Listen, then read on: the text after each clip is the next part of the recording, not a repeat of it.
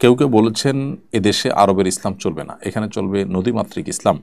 ইসলামের কি এরকম ভূখণ্ডভিত্তিক ভাগযোগ আছে? এ ব্যাপারে কোরআন সুন্নাহ কি বলে? দেখুন, আরবের ইসলাম চলবে না, তার্কিশ ইসলাম চলবে না, ইরানি ইসলাম চলবে না, বাংলা ইসলাম চলবে, এই সমস্ত কথা যারা বলছেন তারা হয় ইসলাম বোঝেন না, আর না হলে ইসলামের নাম দিয়ে মানুষকে তারা বিভ্রান্ত করতে চেষ্টা করছেন। তারা জানেন না তাদের এই চেষ্টা তারা সফল হওয়ার কোনো পথ খোলা নেই। আল্লাহ সুবহানাহু ওয়া তাআলা বলেছেন ইউরিদুনা আন ইউতফিউ নূরাল্লাহ, তারা আল্লাহর নূরকে নিভিয়ে দিতে চায়, অথচ আল্লাহ তাআলা তার নূরকে নিভাতে দিবেন না।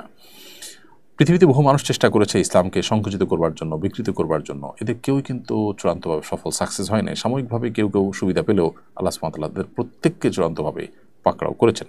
পৃথিবীতে যেদিন ইসলাম টিকার মতো পরিবেশ থাকবে না, পৃথিবীই থাকবে না, আল্লাহ তাআলা কিয়ামত সংগঠন করে ফেলবেন।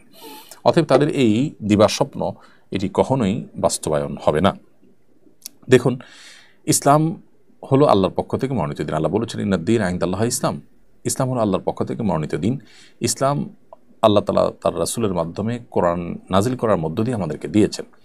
এই কোরআন নাজিল হয়েছে নবী সাল্লাল্লাহু আলাইহি ওয়াসাল্লামের প্রতি, এবং বাংলাদেশে, ইরানে, তার্কিতে আলাদা আলাদা কোরআন নাজিল হয় নাই, আলাদা আলাদা নবী আসে নাই। তাহলে বাংলার ইসলাম আলাদা কিভাবে হবে? ইসলাম যে পদ্ধতিতে এসছে, ইসলাম যার উপরে নাজিল হয়েছে তিনি যেহেতু একজন, অতএব ইসলামের ফরম্যাট তো একাধিক হতে পারে না। বিধায় এটা সুস্পষ্ট বিভ্রান্তি এবং গোমরাহি ছাড়া আর কোনো কিছু নয়।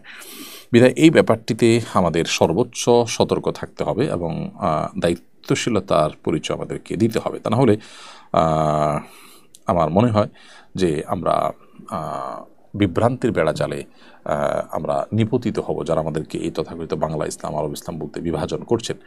ইসলাম আসলে কোনো জায়গা দেখে, কোনো অঞ্চল দেখে চলে না। ইসলাম কোরআন সুন্নাহ দেখে চলে। কোরআন সুন্নাহর সাথে নবী সাল্লাল্লাহু আলাইহি ওয়াসাল্লামের নির্দেশনা, কোরআনের আয়াতের সাথে যার যত মিল থাকবে, ইসলামের ক্ষেত্রে তিনি ততটাই পিওর হিসাবে বিবেচিত হবেন। এক্ষেত্রে আপনার অঞ্চল কি, আপনি কোন দেশে আছেন, এই বিষয়গুলো আসলে একেবারেই বিবেচ্য নয়।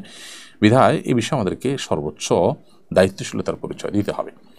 আরেকটা বিষয় হলো যে যখন গণতন্ত্রের ব্যাপার আসে, তখন এই বাংলা ইসলাম, আরবি ইসলামের যে প্রবক্তারা যারা বিভাজন করছেন, এই মানুষগুলো তখন কিন্তু এটা বলেন না যে বাংলাদেশের যে গণতন্ত্র আছে আমরা বাংলা গণতন্ত্র চাই, এটা কিন্তু বলেন না। বাংলাদেশের গণতন্ত্রের যে চর্চা আছে সেটাকে তো আপনি সমর্থন করেন না। আপনি তো নিশ্চয়ই সেক্ষেত্রে গণতন্ত্রের যে আতুরঘর, আমেরিকাতে কোন গণতন্ত্র আছে বা গণতন্ত্রের যে কেতাবি গণতন্ত্র সেটা যে কোথায় আছে আপনি সেটাকে ফলো করেন।